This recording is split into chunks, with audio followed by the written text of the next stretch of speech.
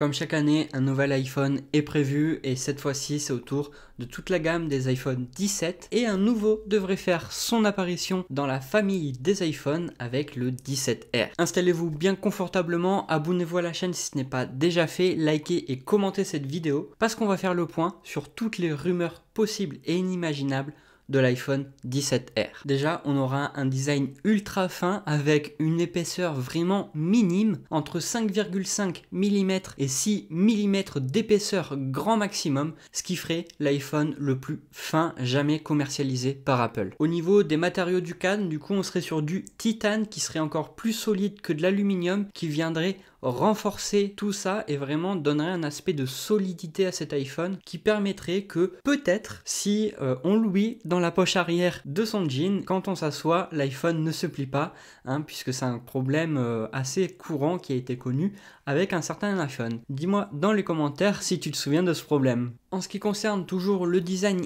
et l'ergonomie de cet iPhone là, le port USB-C a été un petit peu déplacé avec une grille des haut-parleurs également. Il y aurait moins de trous sur cette grille de haut-parleurs. Et oui, quand on veut faire un iPhone plus fin, faut faire quelques petits ajustements, sinon ça devient vite très compliqué. Pour tout ce qui concerne la caméra arrière, il y aurait une barre horizontale, un petit peu à la mode Google Pixel, décidément. Puis cet iPhone serait ultra léger en termes de poids, puisqu'on serait autour de 145 grammes, ce qui serait comparable à un iPhone SE2 ou un iPhone 13 mini. Donc vraiment, dans la poche, à mon avis, on le sentira pas du tout. En ce qui concerne l'écran, on aurait enfin le droit à du ProMotion 120 Hz.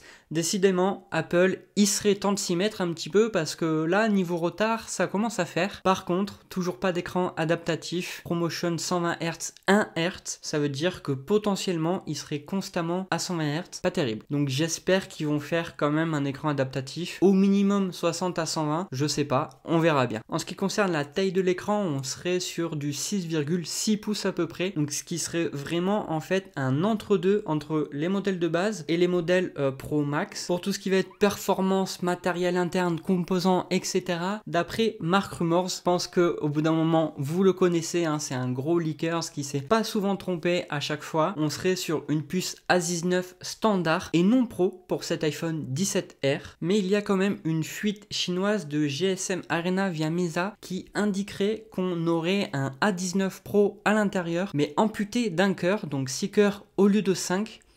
Potentiellement dans cet iPhone 17R. Donc à voir, encore le mystère plane, est-ce qu'on va avoir un A19 ou est-ce qu'on va avoir un A19 Pro? En ce qui concerne la mémoire vive et notamment la RAM, on serait sur du 12 Go, ce qui ferait franchement du bien parce que là les 6 et 8 Go, on en a un petit peu marre, même si honnêtement ça convient amplement pour mon utilisation. En ce qui concerne la connectivité, du moins le modem 5G, ça serait le modem C1, donc le modem conçu par Apple, ce qui paraît cohérent. Certaines personnes pensent que cet iPhone là resterait chez Qualcomm. Franchement, ça m'étonnerait, étant donné qu'Apple cherche de plus en plus à être indépendant et tout faire tout seul. Je vois pas pourquoi ils mettraient un modem de chez Qualcomm alors qu'ils ont leur propre modem C1 à eux 5G. On aurait également possiblement le Wi-Fi 7. Ça m'étonnerait que dans cet iPhone là ils mettent du Wi-Fi 6 ou du Wi-Fi 6E, ou sinon faut faire quelque chose niveau prix parce que sinon à mon avis on va pas être content. Et en ce qui concerne l'appareil photo, je vous l'ai déjà dit, ça va faire une grosse barre qui va prendre à peu près toute la place de l'iPhone, un peu à la mode Pixel.